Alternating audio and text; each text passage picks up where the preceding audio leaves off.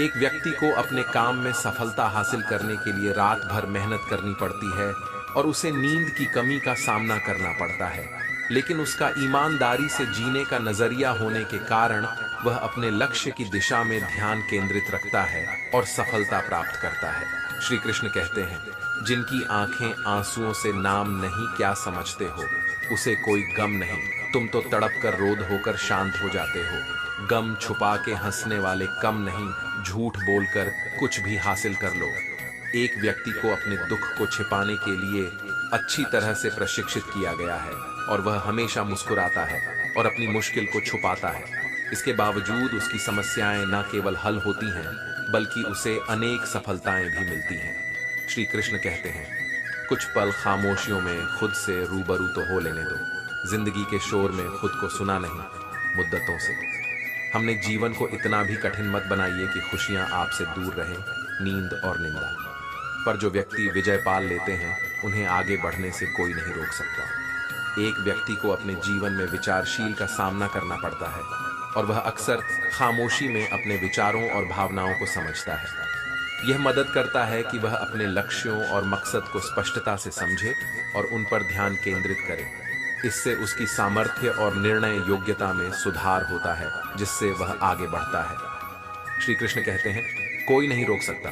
Block नहीं, ignore करना सीखो, वरना तुम्हारी कामयाबी कैसे दिखेंगी। वह लोग अपनी तरफ से जिंदगी जीने के लिए जुनून चाहिए। एक व्यक्ति को संघर्षों और चुनौतियों का सामना करना पड़ता है, लेकिन उसकी उत्सुकता और उसका संघर्ष उसे उसके लक्ष्यों की ओर अग्रसर करने में मदद करता है। वह निरंतर आगे बढ़ता है, बाधाओं के बावजूद, और अपने सपनों को पूरा करता है। श्री कृष्ण कहते हैं, समस्या आए तो समझ जाइए दोस्तों, जिंदगी हमें कुछ नया सिखाने वाली है। इंसान भले ही रिएक्ट ना करे, लेकिन हर बात नोटिस जरूर करता है। जब किसी को समस्या का सामना करना पड़ता है, तो उसे समस्या को समझने और उसका समाधान ढूंढने के लिए अपनी बुद्धि का सही इस्तेमाल करना चाहिए। जीवन के हर चरण में हमें कुछ नया सीखने का अवसर मिलता है, जो हमें आगे बढ़ने में मदद करता है।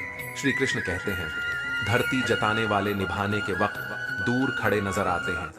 गिरगिट की तरह रंग बदलने वाले कभी वफादार नहीं होते। इसलिए जो इंसान बार बार अपनी बात से मुकर जाए, उस पर कभी भरोसा मत करना। कई बार हमें लोगों के व्यवहार से उनकी निश्चितता का पता चलता है। जो लोग हमेशा अपने वचनों का पालन करते हैं और अपने कर्मों से निभाने के लिए समर्थ होते हैं, वे हमेशा विश्वास के होते हैं।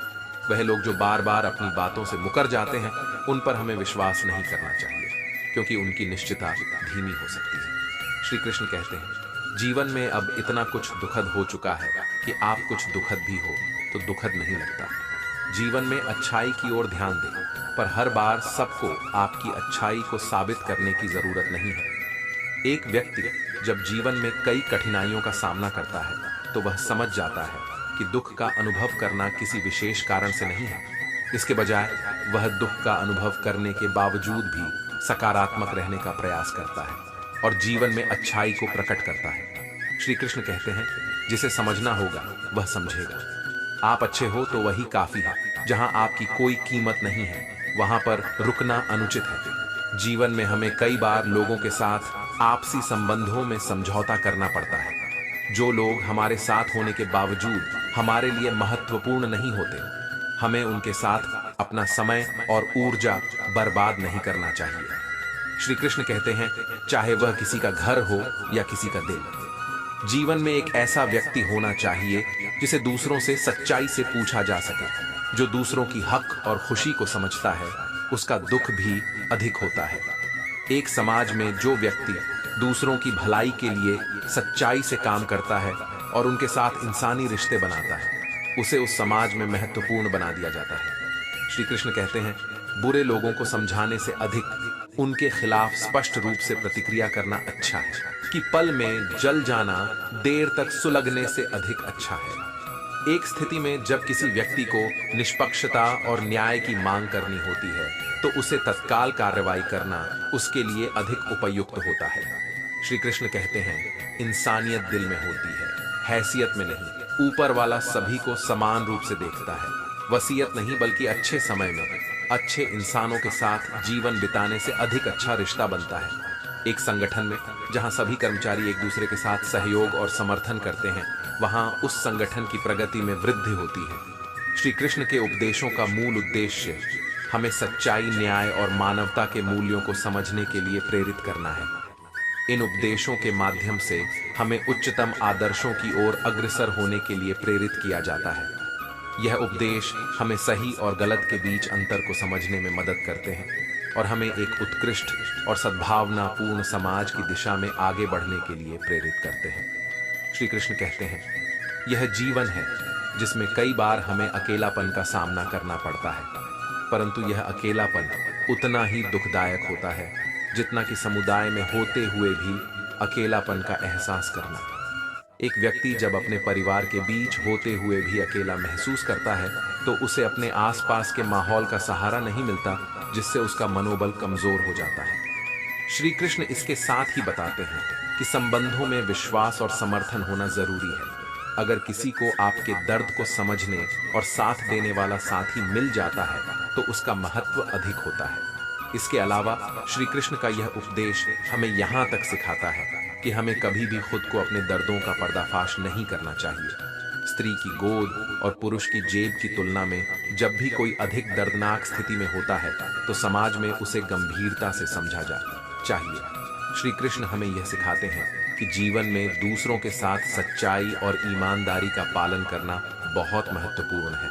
उनका कहना है कि मुश्किल परिस्थितियों के सामने भी हमें सत्य और पारदर्शिता बनाए रखनी चाहिए। एक स्थिति का समाधान करते समय यद्यपि सच्चाई से व्यक्ति को अस्वाभाविक लग सकता है, लेकिन वह उत्तर देने में ईमानदारी का चयन करता है।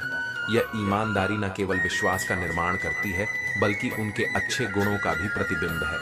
साथ ही श्री कृष्ण हमें दूसरों के प्रति सहानुभूति और दयालुता की महत्वता को भी महसूस कराते हैं। उन्हें लगता है कि किसी के अधिकार या खुशियों को चुराने से असंतोष का अनुभव करना संघर्षजनक होता है। यदि कोई दूसरों के अधिकारों या भावनाओं को अपने लाभ के लिए नजरअंदाज करता है तो उसे आंतरिक चिंता और अफसोस का सामना करना पड़ सकता है, जो अंततः उसके मानसिक और भावनात्मक कल्याण को प्रभावित करता है। इसके अलावा श्री कृष्ण हमें यह समझाते हैं कि लोगों को केवल उनकी बाह्य स्थिति या सामाजिक स्थान के आधार पर नहीं नापना चाहिए, बल्कि उनकी चरित्र और गुणों की मूल्यांकन करना चाहिए। धन या सामाजिक स्थिति के आधार पर किसी का मूल्यांकन करने के बजाय हमें उनकी उन्नति, सच्चाई और दयालुता के गुणों का मूल्यांकन करना चाहिए। सार्थक रूप से श्री कृष्ण के उपदेश हमें मानवीय मूल्यों, सहानुभूति और ईमानदारी के साथ जीवन जीने के महत्व को याद दिलाते हैं, जो अंततः हमारी खुशियों के लिए और समाज की कल्याण के लिए महत्वपूर्ण है। श्री कृष्ण हमें बताते हैं कि अगर हमें किसी से किसी चीज का बदला लेना है तो हमें पहले खुद को सफल बनाने में लगना चाहिए। वे कहते हैं कि इससे बड़ा बदलाव कोई नहीं होता। यदि किसी व्यक्ति को दुख पहुंचाने वाले व्यक्ति के प्रति क्रोध है तो उसे अपने आप को सफल बनाने में लगना चाहिए। जब वह सफल हो जाता है तो उसे वास्तव में संशोधित देखा जाता है और दूसरे व्यक्ति के प्रति उसका दृष्टिकोण भी परिवर्तित होता है। उनके उपदेश से हमें यह सीखने को मिलता है कि जीवन में आशा, खुशी और दुख की संवेदना होना स्वाभाविक है। जीवन में अनेक परिस्थितियां चाहती हैं जिनमें हम कुछ खोते हैं और कुछ पाते हैं। जब कोई अपने लक्ष्य को हासिल करता है तो वह अपने आप को समर्थ, सफल और आत्मसंतुष्ट महसूस करता है। इसके बावजूद वह किसी दूसरे को अपनी सफलता का बदला नहीं लेता। श्री कृष्ण का उपदेश हमें यह भी सिखाता है कि जीवन में आने वाली मुश्किल समयों में हमें आत्मनिर्भर रहना चाहिए। उनका कहना है कि जब तक हम स्वयं से सहायता नहीं मांगते, हमें दूसरों की भलाई के लिए कभी कोई मदद नहीं मिलती। यदि किसी को एक समस्या का सामना करना है तो वह स्वयं से समाधान ढूंढने का प्रयास करेगा, तभी वह समस्या का हल निकाल पाएगा। दूसरों की सहायता के बिना वह समस्या का समाधान नहीं पा सकता। श्री कृष्ण के उपदेश से हमें यह समझने में मदद मिलती है कि अगर हमें किसी से कोई बदला लेना है तो हमें पहले खुद को सफल बनाने की कोशिश करनी चाहिए।